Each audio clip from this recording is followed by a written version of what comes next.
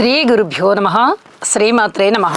మా భక్తి టీవీని ప్రోత్సహిస్తున్నటువంటి మా ప్రేక్షకులందరికీ ధన్యవాదాలు తెలియజేస్తూ 22 మార్చ్ 2026 నుంచి 28 మార్చ్ 2026 వరకు గల రాశి ఫలితాలు తెలియచెప్పుకుందాము. ముందుగా గ్రహస్థితులు: మేషంలో చంద్రుడు, మిథునంలో గురువుగారు, అలాగే సింహంలో కేతువు, కుంభంలో రాహువు, బుధ, కుజులు.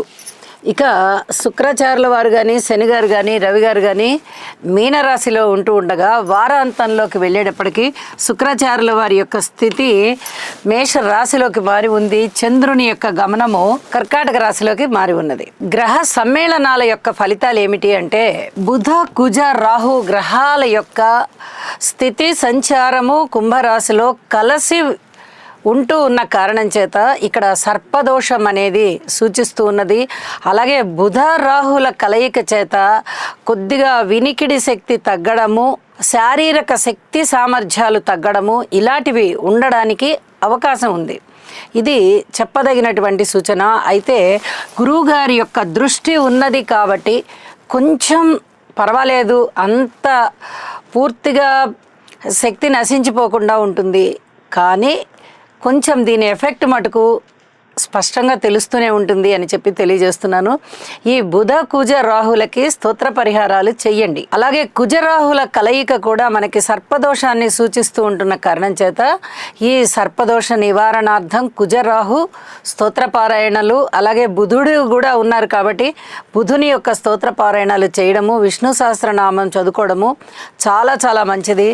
ఇక శనిగారు కానీ, రవి గారు కానీ, శుక్రాచార్యుల వారు కానీ మీనరాశిలో ఉంటున్న కారణం చేత ఇక్కడ శని రవి కలయిక కొంచెం ఇబ్బంది పెట్టేటటువంటి పరిస్థితే.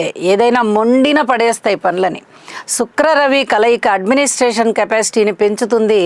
శని రవిల కలయిక కొంచెం అలాంటి సామర్థ్యాన్ని తగ్గేటట్టు చేస్తుంది.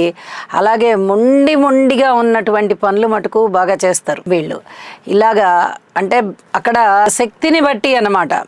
బలహీనంగా ఉన్నవి బాగా బలహీనం అయిపోతాయి, బలోపేతంగా ఉన్నవి బాగా బలోపేతం అయిపోతాయి. అలాంటి పరిస్థితి కనిపిస్తోంది.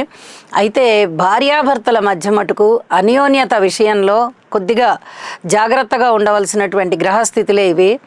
తప్పనిసరిగా శని శుక్ర రవి గ్రహాలకి స్తోత్ర పారాయణాలు చేసుకోవలసిందిగా సూచన చేస్తున్నాను. వారాంతంలోకి వెళ్ళేటప్పటికీ శుక్రుని యొక్క సంచారం మారి ఉంది కాబట్టి ఇప్పటి వరకు నెల రోజుల కాలం నుంచి శనిగారితో కలిసి ఉంటూ ఉన్నారు. ఇక వారాంతంలోకి వచ్చేటప్పటికి ఈ గ్రహ ప్రభావం తగ్గి మళ్ళీ తిరిగి అన్యోన్యత పెరుగుతుంది. ఇది గమనించుకోదగ్గ సూచన. అయితే స్తోత్ర పారాయణాలు మటుకు మానకండి.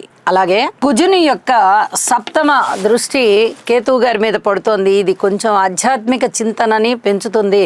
అయితే సర్పదోషంలో ఉన్నారు కాబట్టి కుజరాహు కలయిక సర్పదోషాన్ని సూచిస్తూ ఉంటుంది కాబట్టి ఈ గ్రహాలకి ఎక్కువగా మీరు ఏది పరిహారం చేసుకుంటారో అదే మీకు ఆధ్యాత్మిక చింతన పెరిగినట్టు కూడా లెక్క. కాబట్టి తప్పనిసరిగా ఈ పరిహారాలు చేసుకోండి, మానసిక ప్రశాంతంగా ఉండండి. ఇక రాశుల్లోకి వెళ్దాం. వృశ్చిక రాశి వారికి మనం ముందు నుంచి చెప్పుకుంటున్నాము చాలా జాగ్రత్తలతో కూడి ఉండాలి అని. ఈ వారం కూడా అలాగే ఉంది. ఇక్కడ చూడండి, అర్ధాష్టమంలో బుధుని యొక్క సంచారము అనుకూలతలే ఇస్తూ ఉన్నప్పటికీ రాహు గారితో కలిసి ఉన్న కారణం చేత అంతగా బాగుండడం లేదు. పంచమ స్థానంలో శుక్రాచార్యుల వారు చాలా బాగుంటూ ఉన్నప్పటికీ శనిగారితో కలిసి ఉన్న కారణం చేత అంతగా బాగుండడం లేదు. షష్ఠ స్థానంలో చంద్రుడు బాగున్నారు. 3 గ్రహాలు అయితే బాగున్నాయి. అందులో 2 గ్రహాలు శుభాశుభ మిశ్రమ ఫలితాలలో ఉన్నాయి. మరి అనుకూలమైనటువంటి చంద్రగ్రహ ప్రభావం ఎంతవరకు ప్రభావాన్ని చూపిస్తుంది అంటే ఒక 2 రోజులు మటుకే దాని ప్రభావం చూపిస్తుంది. మీరు ఏ పనులు కార్యక్రమాలు మొదలుపెట్టి ఉన్నారో దానిలో కొంచెం ముందరికి తీసుకెళ్తోంది, అంటే అభివృద్ధి కనిపిస్తోంది. మిగతా విషయాలలో విద్యార్థులు ఎక్కువ కష్టపడాలి. మాతృవర్గ రీత్యా అంతగా సహాయ సహకారాలు లభించబోవడం లేదు. ఏదన్నా ఆదాయ మార్గాలు పెరుగుతున్నాయా అన్న ఆదాయ మార్గాలు పెరగబోవడం లేదు. సంతానం పట్ల సంతృప్తిగా ఉందాము, మంచిగా ఉందా సంతానం అంటే ఏదో ఒక విధంగా మీకు బాధ కలిగించే అంశాలు ఉంటూ ఉంటాయి. ఓర్పు అని మీకు చెప్తూ ఉన్నాను. ఓర్పు పట్టి ఉండాలి. భార్యాభర్తల మధ్య అన్యోన్యత బాగుంటుందా అంటే అది అంతంత మాత్రంగానే ఉంది. వివాహాది శుభకార్యాలు కుదురుతాయా అంటే ఇప్పుడు ఏమీ కుదరబోవడం లేదు. గ్రహ బలాలు సరిగా లేని కారణం చేత ఇది కొంచెం మనం బలోపేతం చేసుకోవాల్సిన విషయం.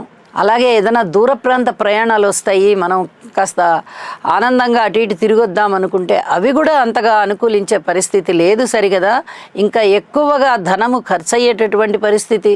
కుటుంబం విషయంలో కుటుంబం బాగానే ఉన్నారు, మీకే మనశ్శాంతి ఉండట్ల. అన్నదమ్ముల సహాయ సహకారం విషయంలో మీరు హై ఎక్స్పెక్టేషన్స్ పెట్టుకుంటున్నారు, అవి అంతగా జరగడం లేదు. కార్మికులు, కర్షకులు, నేత పనివారు, చేతి వృత్తుల వారు ఇచ్చేది వారందరికీ చాలా బాగుందా అంటే ఏమి కష్టమే మిగులుతోంది. ఏమీ అంత చాలా బాగుందని చెప్పడానికి రావడం లేదు. మాట్లాడే విషయంలో జాగ్రత్తగా ఉండాలి. పబ్లిక్ రిలేషన్స్ విషయంలో జాగ్రత్తగా ఉండాలి. ఎవరికైనా దానం ధర్మం చెయ్యాలి అంటే రేపు మనం దాన ధర్మం అడగకుండా ఉండేటట్టుగా మనం జాగ్రత్త పడాలి. ఇలా ప్రతి విషయాన్ని ఆలోచించుకుంటూ జాగ్రత్తగా ముందరికి వెళ్ళండి అని చెప్పి మరీ తెలియజేస్తున్నాను. ఈ సర్పదోషం ఏర్పడి ఉంది 4వ స్థానంలో. కుజరాహు స్తోత్రాలు తప్పనిసరిగా పఠించండి, ఇది చెప్పదగినటువంటి సూచన. ఇష్టదేవత ఆరాధన చేయండి, నవగ్రహ హోమం చేయించుకోండి, వీలైతే నవధాన్యాలు దానం ఇవ్వండి. తప్పనిసరిగా చెప్పదగ్గ సూచనలు తెలియజేస్తూ ఉన్నాను, పాటించండి. వారాంతంలోకి వెళ్ళేటప్పటికీ 9వ స్థానంలోకి చంద్రుడు వచ్చారు, 6ఠ స్థానంలోకి శుక్రాచార్యుల వారు వచ్చారు. వీరిద్దరి సంచారము వల్ల వృశ్చిక రాశికి అంత పెద్దగా ఉపకారం జరిగే పనులు ఏమీ ఉండబోవడం లేదు. శుభ ఫలితాలు అయితే చాలా తక్కువగా ఉన్నాయి. మనస్తాపం లేకుండా చూసుకోండి, అంతే చాలు. చెప్పిన పరిహారాలు చేసుకుని మనసు ప్రశాంతంగా ఉంచుకోవడానికి ప్రయత్నం చేయండి. గురుగ్రహ స్తోత్రాలు పఠించండి, గురు ఆలయాలకు వెళ్ళండి, యోగా చెయ్యండి, ప్రశాంతతతో ఉండడానికి ప్రయత్నం చేయండి. శుభం. కుజగ్రహం యొక్క అనుకూలత కొరకు ధరణీ గర్భ సంభూతం విద్యుత్కాంతి సమప్రభం కుమారం శక్తిహస్తం తం మంగళం ప్రణమామ్యహం.